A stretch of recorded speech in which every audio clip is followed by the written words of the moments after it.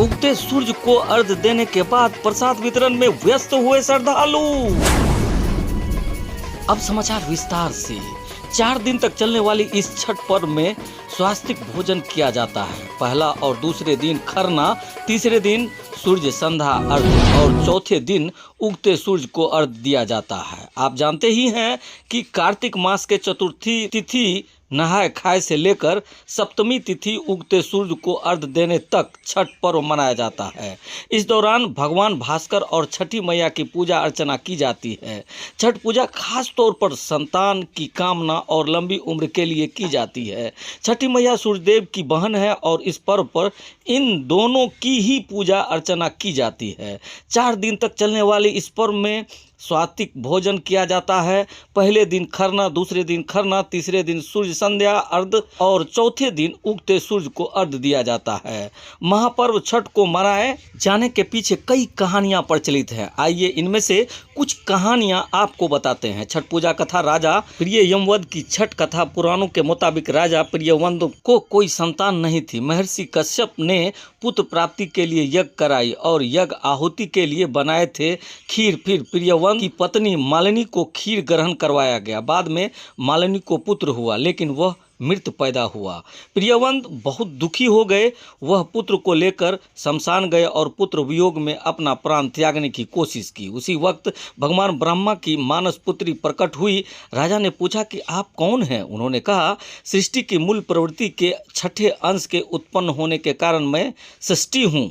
राजन, तुम मेरी पूजा करो और इनके लिए दूसरों को भी प्रेरित करो, तुम्हें इस दुख से मुक्ति मिल जाएगी। इसके बाद राजा ने पुत्र इच्छा से देवी षष्ठी का व्रत किया और उन्हें पुत्र रत्न की प्राप्ति हुई। तभी से षष्ठी यानी छठी मैया की पूजा होती चली आ रही है।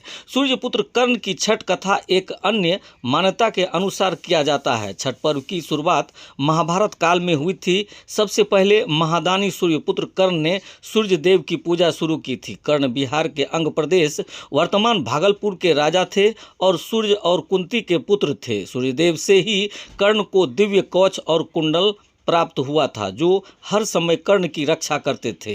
कर्ण भगवान सूर्य के परम भक्त थे और वह प्रतिदिन घंटों कमर तक पानी में खड़ी होकर सूर्य को अर्घ्य देते थे। सूर्य की कृपा से ही वह महान योद्धा बने। आज भी छठ में अर्घ्य दान की यही परंपरा प्रचलित है। दूसरा, द्रौपदी की छठ पर्व के बारे में एक कथा है। कथा के अनुसार महाभारत काल में द्रौपदी ने परिवार की सुख शांति और रक्षा के लिए छठ पर्व मनाई थी। जब पांडव अपना सारा राजपाट जुए में हार गए, तब द्रौपदी ने छठ व्रत रखा। उनकी मनोकामनाएं पूरी हुई और पांडवों को राजपाट वापस मिल गया। लोक परंपरा के अनुसार सूर्य देव और छठी मैया का संबंध भाई बहन का है, इसलिए छठ के मौके पर सूर्य की आराधना फलदायी मानी गई है। पौराणिक कथा के अनुसार ऋषि मृदल ने माता सीता को छठ व्रत करने को कहा था। आनंद रामायण के अनुसार जब भगवान राम ने रावण का वध किया था, तब राम जी पर ब्रह्मा हत्या का पाप लगा था। इस हत्या से मुक्ति पाने के लिए कुलगुरु मुनि वशिष्ठ ने ऋषि मृदल के साथ राम और सीता को भेजा था। भगवान राम ने कष्टहरणी घाट पर यज्ञ करवाकर ब्रह्म दया के पाप से मुक्ति दिलाई थी। वहीं माता सीता को आश्रम में ही रहकर कार्तिक मास की षष्ठी तिथि को व्रत करने का आदेश दिया था। मान्यता है कि आज भी वर्तमान जिला मुंगेर मंदिर में माता सीता के पैर की निशान मौजूद हैं। अर्घ्य देने का शुभ मुहूर्त छठ पूजा में डूबते हुए सूरज को अर्घ्य देने की परंपरा से जुड़ा जीवन का परम सत्य को कलयुग के हर मनुष्य को अपनाना चाहिए। आप देख रहे हैं आवाज़ आपका 24 और आपके साथ है MS परदेसी। नमस्कार, आप देख रहे हैं आवाज़ आपका और आपके साथ है MS परदेसी। जी हाँ, बनमनखी अनुमंडल अंतर्गत पंचायत धरारा चकला भुनाई में हम हैं। सुबह का समय है और छठी मैया का दूसरा अर्घ आज यहाँ पर दिया जा रहा है। बोले तो अंतिम पड़ाव पे है। यहाँ पे कुछ सभ्य लोग हैं जिनसे हम जानने का प्रयास करेंगे कि आखिरकार छठी मैया का इतना ज़्यादा पर्व में बढ़ोतरी किस तरीके से हो रही है। आखिरकार छठी मैया का श्रद्धा बहुत ज़्यादा से ज़्यादा देखने को मिल रही है। आखिर क्यों, ये बताइए बाबा कि पहले के बनिस्पत अब ज़्यादा पैमाने पर छठी मैया का पूजा अर्चना किया जाता है, क्या कारण है? कारण है कि मुखिया जी मेरे गांव में है और वो अपने स्तर से ज़्यादा परियोजना का काम किया है जी। हाँ। छठी मैया का कुछ आपके ऊपर श्रद्धा या फिर उनसे कुछ फायदा आपके गांव में तरक्की इस तरीके की बात है? हाँ, हमारे गांव में ऐसी तरक्की है तब नहीं इतना धूमधाम से हो रहा है जी। हाँ। क्या परिचय हुआ? मेरा नाम लक्ष्मी प्रसाद यादव। जी बहुत बहुत धन्यवाद। आप आइए, आप गमछी लेके खड़े हैं, क्या नाम हुआ? मेरा नाम अशोक यादव हुआ। ये बताइए आपके यहाँ से भी छठ किया जा रहा है? हाँ, हमारे तरफ से भी छठ किया जाता है। छठ किया जा रहा है जी। कैसा लग रहा है ये जो पूजा अर्चना कर रहे हैं, इस बार का पूजा अर्चना कैसा महसूस हो रहा है? अगला साल से अगली बार में बहुत अच्छा बुझा रहा है। यानी हर साल दिन ब दिन बढ़ोतरी हो ही रहा है। बढ़ोतरी हो रहा है जी बहुत बहुत दिन धन्यवाद। प्रतिदिन बढ़ोतरी हो रहा है। जी जी बहुत बहुत धन्यवाद। आप बताइए कि इस बार का पर्व छठ माई का पर्व बोले तो पूरे पंचायत में जहाँ 10 जगह होता था इस बार वहाँ 20 जगह हो रहा है। हाँ। और जहाँ 10 आदमी कर रहा था जिस घाट पे आज वहाँ 35 आदमी देखने को मिले। क्या कारण है? कारण यही है छठ मैया में बहुत शक्ति है जी।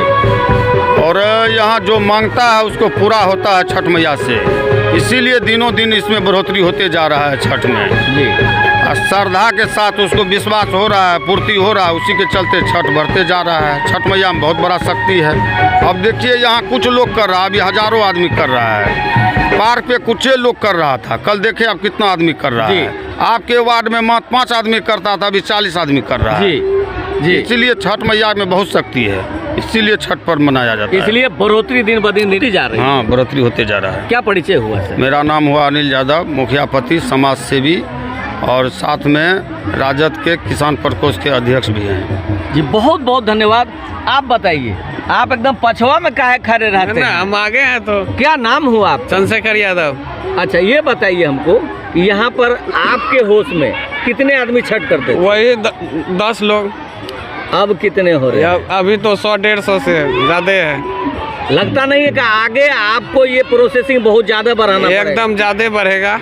एक चीज हम जानने का प्रयास करते हैं, कल से ही ढोल नगाड़े और इस तरीके का गाना बजाना हो रहा है, क्या ये मांगता भी होता है क्या? जी, मांगता भी होता है। मांगता के वजह से भी यही हो रहा है? जी जी। कल हमने देखा कि एक बूढ़ी माता के आंचल पे जी डांस कर रही है, जो नाच करती है जी। वो डांस कर रही है, ये मांगता है। मांगता है और मांगने से उनको पूरा हुआ जब ही ऐसा किया गया। पूरा हुआ इसलिए ऐसा किया गया। पूरा होने पर ऐसा किया जाता है। मनोकामना पूरा होने पर हाँ हाँ हाँ, मनोकामना ऐसा किया जाता है। ऐसा किया जाता है। जी बहुत बहुत धन्यवाद आप सभी का।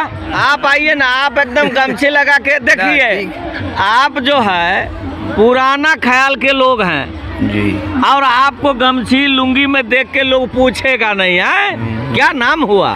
मेरा नाम फूल कुमार यादव हुआ। जी फूल कुमार जी, आप ये बताइए हमको, आप पोखर महार पे गए थे? हम पोखर महार पर भी गए थे। यहाँ भी गए थे? यहाँ पर भी गए थे। अच्छा, पिछले साल के बनिस्बत इस बार कैसा लगा आपको? न, अब की बार पिछले साल से भी अच्छा रहा, बढ़ोतरी बढ़ते जा रहा है।